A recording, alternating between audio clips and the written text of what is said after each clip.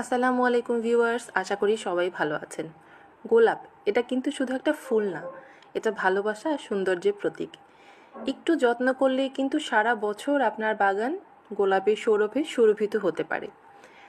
গোলাপ নিয়ে আমার আসলে কয়েকটা ভিডিও বানানোর চেষ্টা আছে, কারণ একটা ভিডিওতে এত লম্বা ভিডিও আসলে মানুষজন পছন্দ করে না। তো আমি কয়েকটা পার্টে গোলাপের যত্ন বা কী সার দেবো, কীভাবে টেক কেয়ার করবো, সব কিছুই ইনশাল্লাহ আপনাদের সঙ্গে শেয়ার করব।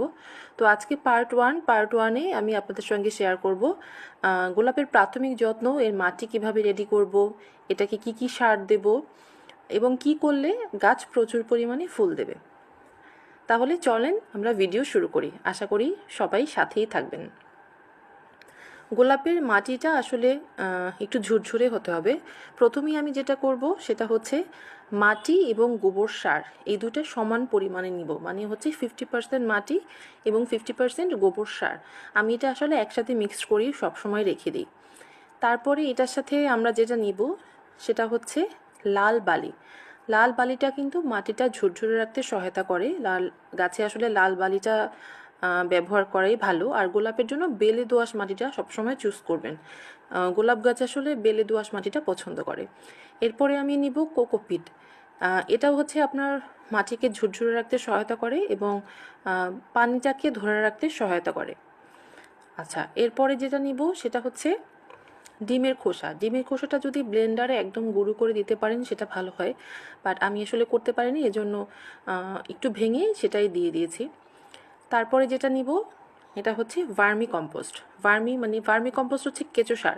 এটা কিন্তু মানে সার হিসেবে খুবই ভালো, বিশেষ করে গোলাপ গাছের জন্য ভার্মি কম্পোস্টটা খুবই উপকারী। আরেকটা জিনিস আসলে আমার কাছে ছিল না, সেটা হচ্ছে নিমখৈল এবং হাড়ের গোড়া। এই দুটো আমার শেষ হয়ে গিয়েছিল, তাই আপনাদেরকে দেখাতে পারছি না। আমি এই দুইটাও আসলে মাটির সঙ্গে অ্যাড করে দিই। আচ্ছা, এটা হচ্ছে বেগুনি কালার যেটা দেখতে পাচ্ছেন, এটা হচ্ছে অ্যান্টি নিমাটোড।